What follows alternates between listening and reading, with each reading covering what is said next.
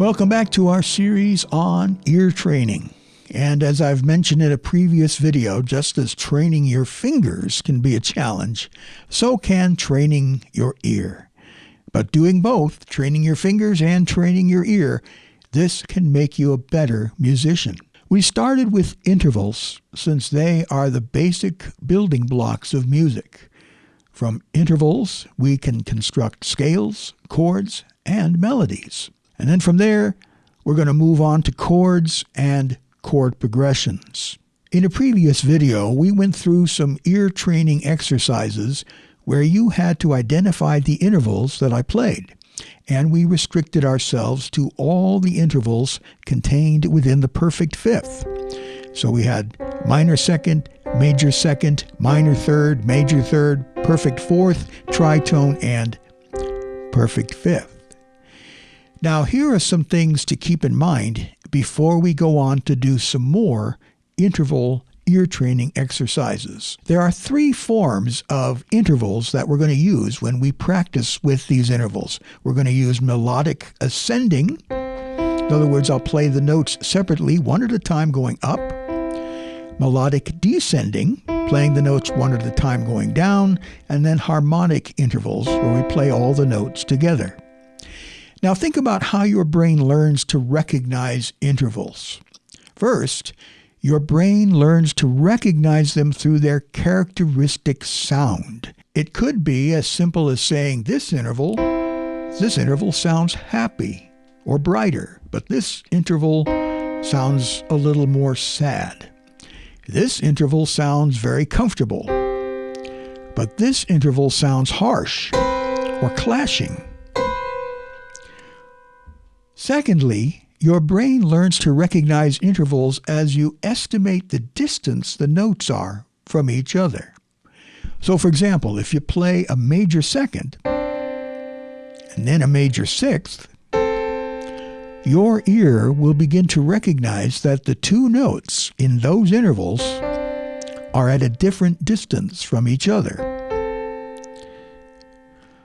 Another thing to keep in mind as we work with intervals is that there are really three methods for learning to recognize intervals. One way to help recognize intervals is to use reference songs. Now, I didn't start with any reference songs in my first video about intervals, but it is a good way to get started, and I will devote one video to this particular practice. So, for example, if you want to figure out how to play a perfect fourth, you can use the song Here Comes the Bride.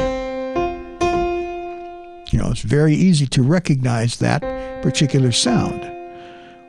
Or if you want to recognize a major second, play the first few notes of Happy Birthday, and that's a major second.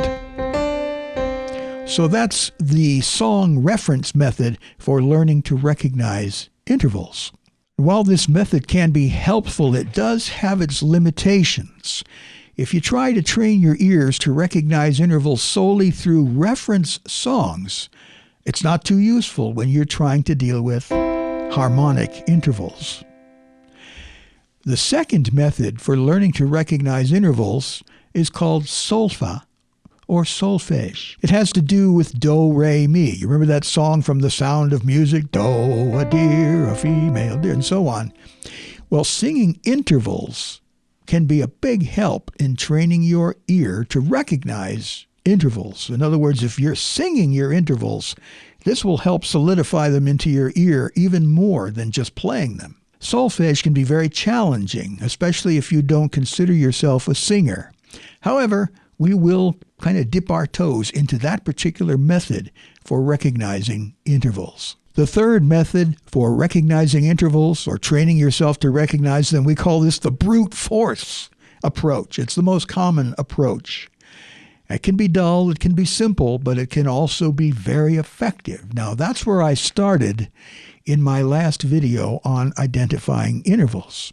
You can play the intervals yourself, or you can listen as they are played for you. And I plan to go into more detail on how to use this approach. Now, as you continue your ear training, starting with intervals, I encourage you to mix it up. Don't be afraid to change your approach. You can use reference songs. You can learn how to sing intervals. and you can continue using the brute force approach. And make sure to practice both ascending and descending melodic intervals and harmonic intervals. Also, try using different sounds. If you have a keyboard that allows you to create different sounds other than a piano, try using a horn sound or a clarinet or a violin. That is, if you're playing the intervals yourself. Now, the intervals here on YouTube that are free for everyone to view, these will serve to introduce you to the different approaches and give you a few exercises. Patrons of At Home with Music will have access to more detailed videos and extra exercises to help them train their ears. I hope this will help you as we continue with our ear training exercises. If you have any questions or comments, you can leave those in the comment section and I'll be sure to respond. Also, if you would like to support my work on Patreon, I will leave a link in the description, and this will give you access to some of the extra materials that I plan to put together for patrons that will help further your ear training. Thank you for watching, and I look forward to speaking to you in the next one.